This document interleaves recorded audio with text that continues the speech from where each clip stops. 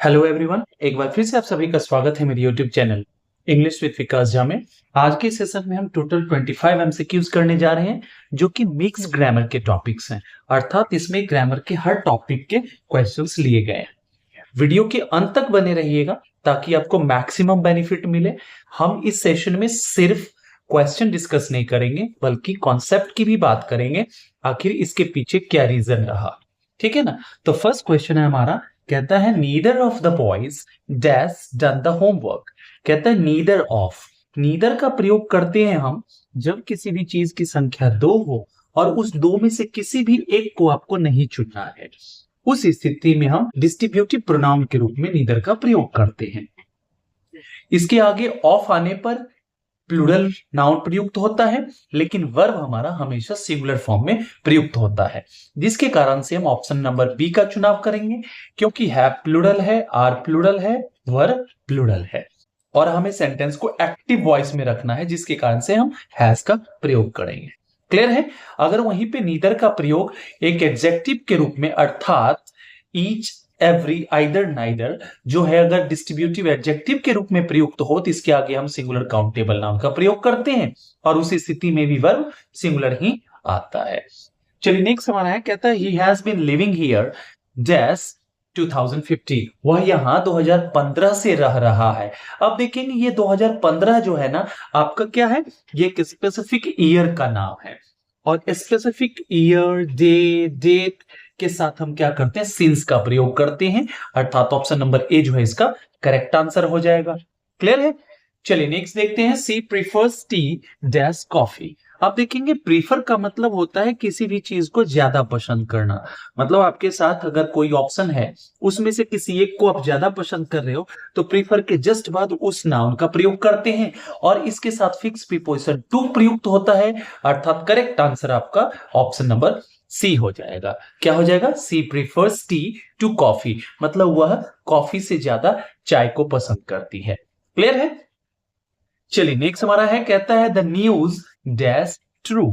अब कहा जा रहा है कि न्यूज जो है ये किस तरह का नाउन है। ये सबसे पहली बात है कि ये हमारा अनकाउंटेबल नाउन के रूप में प्रयुक्त होता है और हम सबको पता है कि अनकाउंटेबल नाउन्स जो होते हैं ना वो हमेशा सिंगुलर फॉर्म में प्रयुक्त होते हैं और सब्जेक्ट के रूप में है तो इसके साथ सिंगुलर वर्ब का प्रयोग किया जाएगा, अर्थात option number A, B plural है, सी हमारा जो कि करेक्ट आंसर है इज। और वहीं पे फिर डी की बात करें तो हैव वर्ब का बेस फॉर्म है और बेस फॉर्म क्या होता है, प्लूरल होता है और वर्ब का फिफ्थ फॉर्म जो होता है वो हमारा सिंगुलर होता है। क्लियर है। चलिए नेक्स्ट हमारा है, कहता है each of the girls dash a story book. कहता है कि प्रत्येक लड़की के पास एक स्टोरी बुक है। अब देखेंगे हमारा ईच, आइदर, नाइदर के बाद अगर ऑफ प्रयुक्त हो तो आने वाला नाउन हमारा प्लूरल होता है, लेकिन हम बात कर रहे हैं उस चीज को डिस्ट्रीब्यूशन के साथ। ईच, एवरी, आइदर, नाइदर क्या करते हैं, ये डिस्ट्रीब्यूटिव्स होते हैं। ये किसी भी चीज को चाहे उनकी संख्या 2 हो या 2 से अधिक हो उन सबों की बात करते एक साथ नहीं बल्कि एक एक करके डिस्ट्रीब्यूशन के साथ, जिसके कारण से हम क्या करते हैं यहाँ पे सिंगुलर वर्ब का चयन करते हैं, अर्थात ऑप्शन नंबर बी जो है इसका करेक्ट आंसर हो जाएगा क्योंकि सारे ऑप्शंस आपके प्लूरल हैं। चलिए नेक्स्ट हमारा है, कहता है he said I am happy today. उसने कहा कि मैं बहुत खुश हूं आज। ठीक है ना, या मैं आज बहुत खुश हूं। अब देखेंगे ये हमारा रिपोर्टिंग वर्ब है, रिपोर्टिंग वर्ब हमारा पास्ट टेंस का है और जैसे रिपोर्टिंग वर्ब पास्ट टेंस का है तो रिपोर्टेड स्पीच के टेंस में क्या हो जाएगा, बैक शिफ्टिंग हो जाएगा। ये जो हमारा कोटेड है ना, जो ये जो स्टेटमेंट है जिसको आपने कोटेशन मार्क्स के अंदर रखा है, इसको बोलते हैं हम क्या, इसको बोलते हैं रिपोर्टेड स्पीच या रिपोर्टेड क्लॉज। इसके टेंस में बैक शिफ्टिंग हो जाता है। ठीक है ना। अब देखेंगे यहां पे फर्स्ट पर्सन सब्जेक्ट के अकॉर्डिंग बदलता है, अर्थात ही सेड दैट। दैट कहां से आ गया, चूंकि असर्टिव सेंटेंस है जिसलिए हमने क्या किया, यहां पे कॉमा, इन्वर्टेड कॉमा को हटा करके दैट का प्रयोग किया। He said that he, first person subject के अकॉर्डिंग बदल गया। सब्जेक्ट के अकॉर्डिंग बदलने का मतलब है कि उसके पर्सन में बदल जाना। अगर वो सिंगुलर में है तो सिंगुलर में ही रहेगा, जिस केस में है उसी केस में रहेगा, सिर्फ पर्सन बदलेगा। नंबर, पर्सन, जेंडर, केस 4 होते ना, तो सिर्फ पर्सन को बदलना है, जेंडर, केस इन चीजों में कोई तब्दीली नहीं आएगी। अर्थात ही हो गया हमारा, और ये पास्ट में है तो एम का पास्ट वॉज हो जाएगा।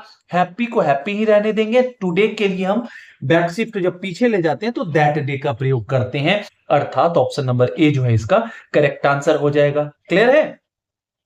चलिए नेक्स्ट हमारा कहता है if I dash A bird I would fly. कहता है कि काश मैं पक्षी होता तो मैं भी उड़ता। ठीक है ना?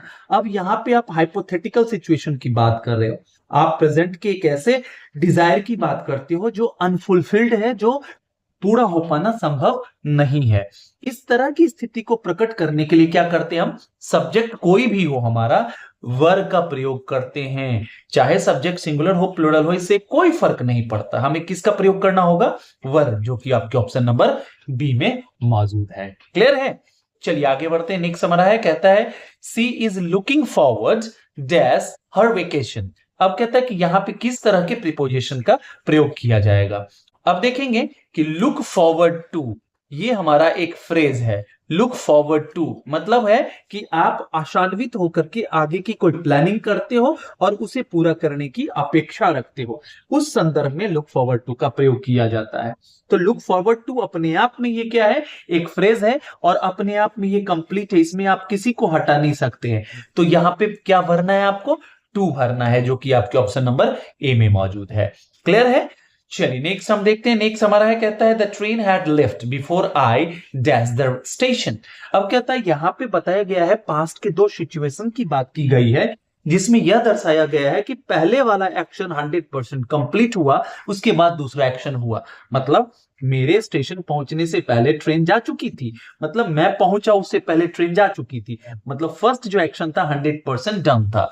इस स्थिति में हम क्या करते हैं, पहले वाले एक्शन को हम पास्ट परफेक्ट में रखते हैं और दूसरे एक्शन को हम पास्ट इंडेफिनिट में, अर्थात हमारा यहां पे क्या होगा, पास्ट इंडेफिनिट के लिए सेकंड फॉर्म ऑफ वर्ब का प्रयोग करना पड़ेगा, जो कि आपके ऑप्शन नंबर बी में मौजूद है। क्लियर है? चलिए नेक्स्ट हमारा है, कहता है he insisted dash going there. अब देखेंगे इंसिस्ट का मतलब होता है कहना, आग्रह करना, बड़े दृढ़ता के साथ आप आग्रह करते हो कि बहुत ज्यादा जोर दे रहे हो किसी चीज पे, और ये अपने साथ ये एक ऐसा वर्ब है जो अपने साथ फिक्स प्रीपोजिशन ऑन लेता है, अर्थात ऑप्शन नंबर बी जो है इसका करेक्ट आंसर हो जाएगा। क्लियर है? चलिए नेक्स्ट हमारा है, कहता है I saw a man dash was wearing a red cap. कहता है मैंने एक आदमी को देखा जिसने क्या कर रखा था, एक रेड कैप पहने हुए था, रेड कैप। क्लियर है? आप देखेंगे यहां पे हमारा सब्जेक्ट है, इसके साथ हमने वर्ब का प्रयोग किया। यहां पे हमारा वर्ब है, किस चीज की आवश्यकता होगी, सब्जेक्ट की आवश्यकता होगी, क्योंकि सेंटेंस जो है, क्योंकि यह सेंटेंस जो हमारा है एक कॉम्प्लेक्स सेंटेंस है, और कॉम्प्लेक्स सेंटेंस में देखेंगे जितनी सब्जेक्ट की संख्या होगी उतना ही हमारा वर्ब होगा। हम देख रहे हैं वर्ब हमारा एक सॉ है और एक है वॉज वेयरिंग, ये हमारा कॉन्टिन्यूअस टेंस है, इसलिए अलग अलग इसे काउंट नहीं करेंगे, एक ही टेंस के अकॉर्डिंग। ठीक है ना? अब देखेंगे यहां पे सब्जेक्ट की आवश्यकता है, अर्थात कौन रेड कैप पहने हुए था, व्यक्ति विशेष, अर्थात व्हिच का प्रयोग तो हम थिंग के लिए करते हैं, नॉन लिविंग थिंग के साथ करते हैं। हुम का प्रयोग हम करते हैं ऑब्जेक्टिव केस में, और ये जगह है सब्जेक्ट का, यहां सब्जेक्टिव केस का प्रोनाउन आना चाहिए, अर्थात ये खत्म हो गया। हुज का हम प्रयोग करते हैं पोजीशन दर्शाने के लिए, इसके आगे कोई ना कोई ऐसा चीज आता जिसपे आप पोजीशन दर्शाते, लेकिन इसकी आवश्यकता यहां महसूस नहीं की जा रही है, अर्थात बचा आपके पास ऑप्शन नंबर बी, हु, जो कि सब्जेक्टिव केस में भी है, पर्सन के लिए भी प्रयुक्त होता है, जो कि एकदम यहां उपयुक्त है। क्लियर है? चलिए आगे बढ़ते हैं। नेक्स्ट हमारा है, कहता है यू मस्ट वर्क हार्ड। कहता है आपको अवश्य कठिन मेहनत करनी पड़ेगी। क्यों? क्योंकि अगर नहीं करते हैं तो आप फेल हो जाएंगे, यू विल फेल। कहता है कि आपको कठिन परिश्रम करने की आवश्यकता है। अब देखेंगे क्या आपको ऐसा नहीं लग रहा कि कॉज एंड इफेक्ट वाली बात है कि ऐसा करिए नहीं तो ये रिजल्ट आएगा, और उस परिस्थिति में हम क्या करते हैं, और का प्रयोग करते हैं, ऑल्टरनेटिव कंजंक्शन, मतलब ये नहीं तो ये ऑल्टरनेटिव के रूप में यहां प्रयुक्त होता है, ऑप्शन के रूप में प्रयुक्त होता है, अर्थात ऑप्शन नंबर ए जो है आपका करेक्ट आंसर हो जाएगा। क्लियर है? चलिए नेक्स्ट की ओर बढ़ते हैं। कहता है what a beautiful flower it is. अब आपसे पूछा जा रहा है कि ये जो सेंटेंस है सही है, गलत है, इसमें कॉमा देने की आवश्यकता है या क्वेश्चन मार्क ऐड करने की आवश्यकता है। क्लियर है? देखिए अगर टेक्निकली चलिए इस चीज के ऊपर, तो अगर ऐड करने की आवश्यकता है कुछ भी, ठीक है ना, तो वह तो इनकरेक्ट हो जाएगा। अगर नहीं करने की आवश्यकता है तो ये तीनों ऑप्शन अपने आप खत्म हो जाएंगे। देखते हैं, what a beautiful flower it is. ये हमारा पूरा का पूरा सेंटेंस करेक्ट है, क्योंकि एक्सक्लेमेटरी सेंटेंस है और एक्सक्लेमेटरी में व्हाट या हाउ जैसे शब्दों का प्रयोग करते हैं दर्शाने के लिए। क्या दर्शाने के लिए? कि कोई चीज जो अपने आप में सडन फीलिंग के रूप में आ रहा है, उस चीज को, स्ट्रॉन्ग इमोशन को दर्शाने के लिए। क्लियर है? अर्थात ऑप्शन नंबर ए जो है आपका करेक्ट आंसर हो जाएगा। चलिए आगे बढ़ते हैं। नेक्स्ट हमारा है, कहता है a number of students dash absent today. कहता है ए नंबर ऑफ का प्रयोग करते हैं बड़ी मात्रा का बोध कराने के लिए, जब आप स्पेसिफिक नहीं होना चाहते हैं लेकिन आप दर्शाते हैं कि एक बहुत बड़ी संख्या में बच्चे आज एब्सेंट हैं। ठीक है ना? और देखते हैं कि ए नंबर ऑफ के साथ हम प्लूरल काउंटेबल नाउन का प्रयोग करते हैं, लेकिन आने वाला जो हमारा जो वर्ब होता है वो हमेशा प्लूरल होता है। ठीक है ना? अर्थात देखेंगे वॉज सिंगुलर है, इज सिंगुलर है, हैज सिंगुलर है, अर्थात आर आपका करेक्ट आंसर हो जाएगा। वहीं पे अगर देखेंगे दी नंबर ऑफ का प्रयोग, तो इसके आगे हम देखेंगे कि प्लूरल काउंटेबल नाउन तो आता है लेकिन हमारा वर्ब जो होता है वो सिंगुलर होता है। ये भी आपको ध्यान देना है। चलिए नेक्स्ट हमारा है, कहता है the teacher as well as the students dash tired. कहता है टीचर और साथ ही साथ विद्यार्थी भी जो है वो सब भी थके हुए हैं। ठीक है ना? अब देखेंगे as well as, with, together with, along with, इन सब के साथ अगर दो सब्जेक्ट्स जुड़े हों तो हमारा जो पहला वाला सब्जेक्ट होता है वो रियल सब्जेक्ट होता है। अर्थात द टीचर सिंगुलर है, जिस कारण से हम क्या करेंगे, सिंगुलर वर्ब का चयन करेंगे। अर्थात आपका ऑप्शन नंबर सी जो है करेक्ट आंसर हो जाएगा। चलिए आगे बढ़ते हैं। नेक्स्ट हमारा है, कहता है he was accused dash theft. अब देखेंगे एक्यूज का प्रयोग करते हैं जब यह दर्शाना हो कि किसी व्यक्ति पर कोई आरोप लगाया गया है। अर्थात किसी व्यक्ति की बात की जा रही है यहां पे जिसपे चोरी का आरोप लगाया गया है, और एक्यूज्ड अपने साथ फिक्स प्रीपोजिशन ऑफ लेता है, अर्थात ऑप्शन नंबर ए जो है आपका करेक्ट आंसर हो जाएगा। क्लियर है? चलिए नेक्स्ट की ओर बढ़ते हैं। कहता है she congratulated me dash my success. उसने मुझे क्या किया, कॉन्ग्रेचुलेट किया। कॉन्ग्रेचुलेट करना मतलब बधाई देना। किस चीज के लिए? तो मेरे सफलता के लिए। ठीक है ना? तो she congratulated me on my success, ये आपका करेक्ट आंसर हो जाएगा। क्लियर है? अर्थात आपका ऑप्शन नंबर बी जो है करेक्ट आंसर हो जाएगा। कॉन्ग्रेचुलेट अपने साथ क्या होता है, फिक्स प्रीपोजिशन ऑन लेता है। क्लियर है? चलिए आगे बढ़ते हैं। नेक्स्ट हमारा कहता है चूज द करेक्ट स्पेलिंग। यहां पे कुछ आपके सामने वर्ड्स दिया गया है और इनमें से उसका चुनाव करना है जो आपका करेक्ट हो। ठीक है ना? अकरेंस का मतलब होता है किसी भी चीज का होना, हैपनिंग जिसको आप बोलते हैं। ठीक है ना? इसका सही जो हमारा जो स्पेलिंग है क्या होता है, O double C U double R E N C E. अब देखेंगे कि ये स्पेलिंग आपको कहां दिख रहा है, तो आपको दिख रहा है ऑप्शन नंबर ए में, अर्थात ये आपका करेक्ट आंसर है। अब देखेंगे यहां डबल सी तो है लेकिन डबल आर नहीं है, यहां सी डबल नहीं है, डबल आर है, यहां पे डबल सी डबल आर दोनों है लेकिन ई के जगह पे आपने क्या किया, ए देख रहे हैं, ए लगा हुआ है, अर्थात आपका ऑप्शन नंबर ए जो है करेक्ट आंसर हो जाएगा। चलिए नेक्स्ट हमारा है, कहता है he is senior dash me. Then होगा, फ्रॉम होगा, टू होगा, ओवर होगा। हमने बहुत सारे क्वेश्चंस किए हैं जहां पे सीनियर, जूनियर, प्रीफर इस तरह के वर्ड्स आए हैं और हमने आपको बताया है, हजारों बार बताया है कि senior, junior, interior, exterior, inferior, prefer इन सब के साथ क्या करते हैं, हम टू का प्रयोग करते हैं। ठीक है ना? अर्थात ऑप्शन नंबर सी हो जाएगा। अब जैसे मैंने आपको बोला कि मैंने आपको हजारों बार बताया है, आपसे हमारी हजारों बात तो नहीं हुई होगी, इसका मतलब इसमें हम क्या किए, एग्जैजरेट करके इस नंबर को बताया। इसको बोलते हैं लिटरेरी डिवाइस में हाइपरबोली।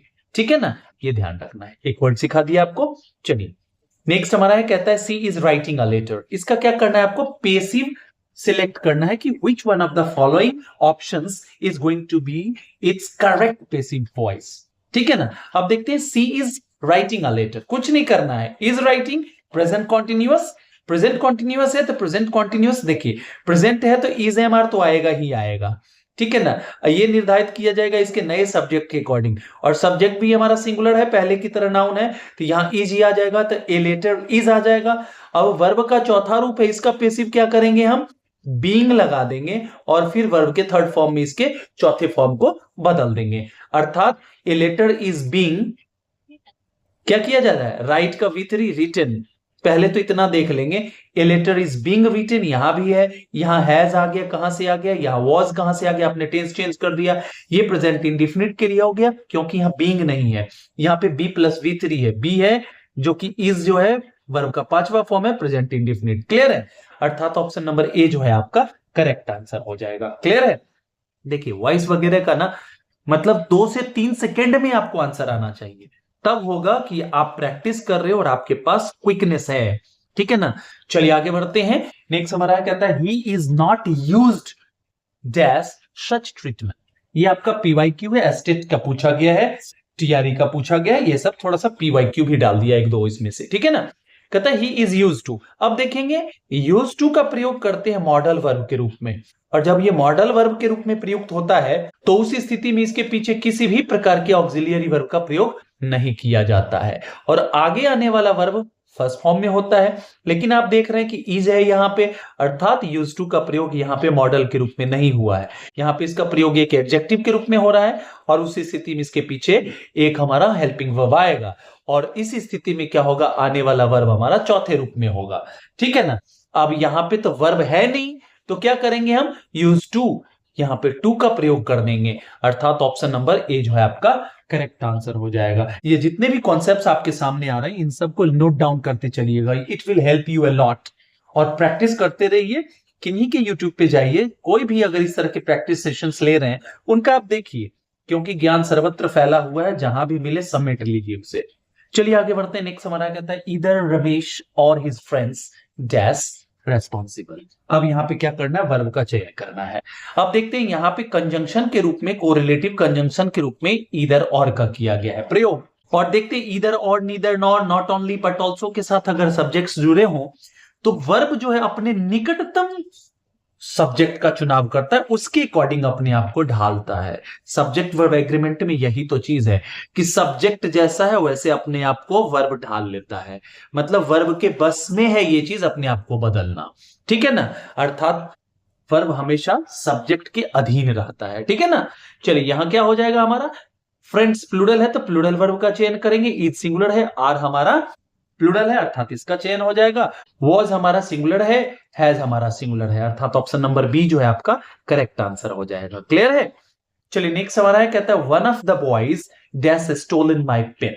अब यहां बात की जा रही है बॉयज की, नहीं, यहां बात की जा रही है बहुत सारे लड़कों में से किसी एक ने मेरी कलम चुराई है। ठीक है ना? अर्थात here the culprit is only one, so actually the speaker doesn't want to reveal it who has. ठीक है ना? वो रिवील नहीं करना चाहते हैं कि भैया किसने किया है, बट वो एक बार बोल रहे हैं कि इसी में से किसी ने किया है, उस स्थिति में हम वन ऑफ का प्रयोग करते हैं। क्लियर है? और वन हमारा क्या है, सिंगुलर है, जिसके कारण से सिंगुलर वर्ब का चयन करेंगे। ये हमारा प्लूरल है, हैज हमारा क्या हो जाएगा, करेक्ट आंसर हो जाएगा। वर्ब प्लूरल है, आर प्लूरल है। क्लियर? चलिए नेक्स्ट देखते हैं, कहता है he did not come because he dash ill. कहता है कि वह नहीं आया, क्यों नहीं आया, क्योंकि वह बीमार था। ठीक है ना? अब देखिए चूंकि एक बार हमारा सेंटेंस पास्ट में चला गया ना तो पास्ट में ही उसे खींच के रखेंगे, आगे भागने नहीं देंगे प्रेजेंट में या फ्यूचर की ओर। अर्थात यहाँ पे हम एक ऐसे वर्ब का प्रयोग करेंगे जो पास्ट का हो। ठीक है ना? वह नहीं आया क्योंकि वह बीमार था, अर्थात ऑप्शन नंबर ए जो है ये करेक्टली यहाँ क्या हो रहा है, फिट बैठ रहा है, अर्थात ऑप्शन नंबर ए जो है आपका करेक्ट आंसर हो जाएगा। क्लियर है? चलिए नेक्स्ट की ओर बढ़ते हैं। नेक्स्ट आपसे पूछ रहा है यू कैन स्विम। अब यहां क्या करना है आपको, यहां पे आपको क्वेश्चन टैग करना है। अब देखिए कैन है तो इधर कैंट हो जाएगा, कैन और नॉट को कॉन्ट्रैक्ट कर देंगे, यू हमारा सब्जेक्ट है इसका प्रयोग कर देंगे, अर्थात कांट यू आपका करेक्ट इसका क्वेश्चन टैग हो जाएगा, अर्थात आपका ऑप्शन नंबर ए जो है करेक्ट आंसर हो जाएगा। क्यों ऐसा हुआ कि स्टेटमेंट अगर पॉजिटिव है तो हमारा टैग निगेटिव होगा, अगर स्टेटमेंट निगेटिव है तो टैग हमारा पॉजिटिव होगा। यहां देखेंगे किसी भी प्रकार के निगेटिव वर्ड का प्रयोग नहीं है तो इधर तो नॉट आएगा ना, यहां नहीं है। ये डू कहां से आ गया, ऑक्सिलरी वर्ब यहां दिख रहा है आपको ना, तो वही लगाएंगे, जो दिख रहा है वो आएगा, नहीं दिख रहा है तब हम डू डज डिड की बात करेंगे। ठीक है ना? अर्थात ये दोनों आपके आंसर गलत हो गए, अर्थात ऑप्शन नंबर ए जो है आपका करेक्ट आंसर हो जाएगा। आई होप कि आपको ये सेशन बहुत ही मजेदार लगा होगा। अगर ऐसा है तो बस अपना प्यार बरसाते रहिए, लाइक शेयर सब्सक्राइब करते रहिए और जिंदगी में तरक्की करते रहिए, आगे मनोवांछित जो भी फल है आपके प्राप्त होता रहे। चलिए till the time we meet next, happy learning and keep evolving. Thank you so much.